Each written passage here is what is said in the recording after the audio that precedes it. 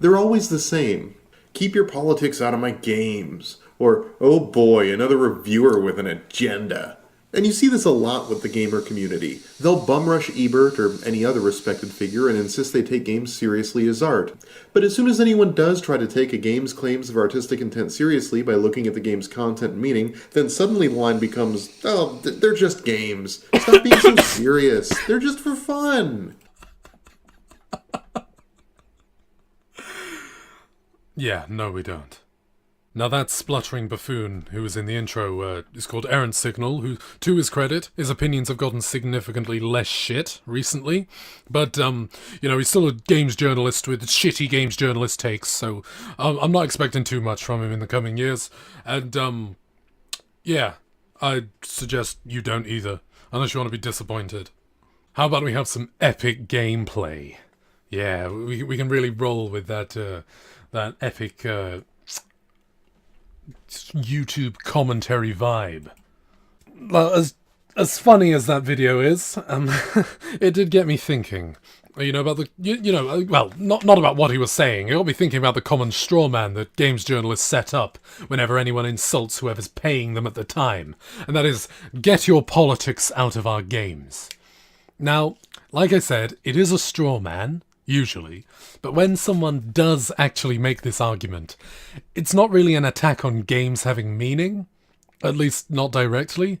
Most of the time it merely attacks people's silly interpretations of them, but on the rare occurrences that it is about the game, it's usually not an attack on the message itself, it's just getting irrationally angry at how terribly it's proposed.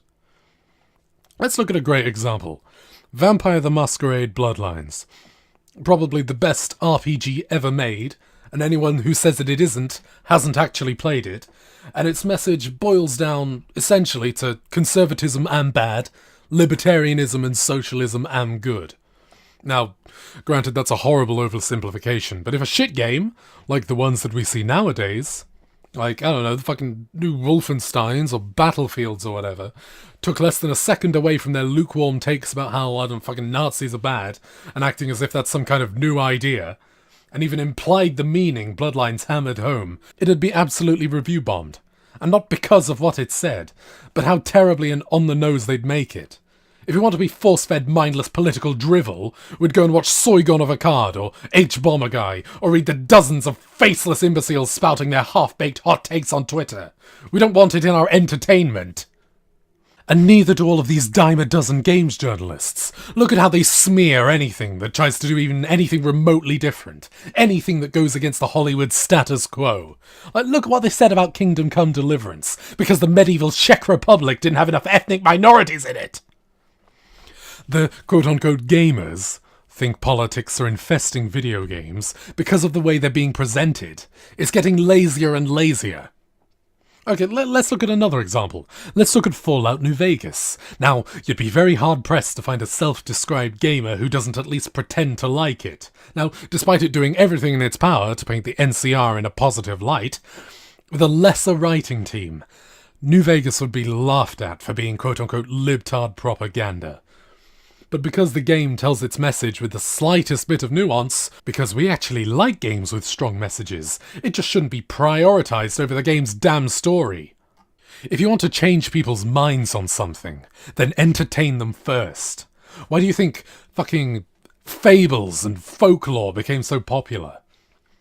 Like, as an example, instead of telling everyone that they have their own fucking unique skills that can be utilised in different ways, tell them the story of the hare and the tortoise instead. Like, meaning should be derivative from the story, not the other fucking way around, because then you just have lackluster propaganda that'll only be tolerated by people who already agree with it. You're not changing anyone's worldview with that. Now, not that I'm even trying to imply that entertainment and art's primary focus should be to change people's minds on things. I'm not Joseph fucking Goebbels. I'm just saying that if you want to use video games as a medium to push your shitty beliefs, at the very least you could do is to make it entertaining, else you're just making ideological shovelware. Is this really what you want to stan as masterpieces? Shovelware for ideologues? The insert political beliefs here games? If so, then you're missing the point entirely. And that's exactly why nobody takes you seriously anymore. Okay, basically, too long didn't watch. One, people aren't bored of politics in games. They're just bored of shit writing, essentially.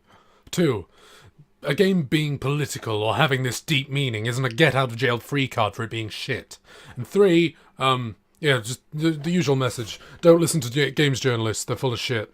Special huge thanks to my 2 top-tier patrons, Stolen Dragoon and Ari Main, and of course all of my other patrons, and all 60 of you watching this video. It means a lot to me, especially if you got this far.